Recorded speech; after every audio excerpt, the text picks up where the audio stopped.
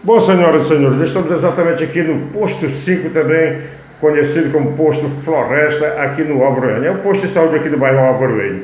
Nós tomamos a primeira e a segunda dose no Remar Kennedy e desta vez tivemos a felicidade de tomar essa terceira dose exatamente com essas meninas aqui, super educadas, competentes, lindas e maravilhosas, aqui no meu próprio bairro mesmo, no Álvaro Lane, no posto de saúde, no posto Floresta do Álvaro Lane, que fica situado aqui na rua Tenente José Barreira, quase esquina com Coelho Neto. No mais, valeu Deus, valeu Jesus, por mais um vídeo bacana, por mais um vídeo legal. Pode me vacinar, bebê, pode. Tchau, tchau.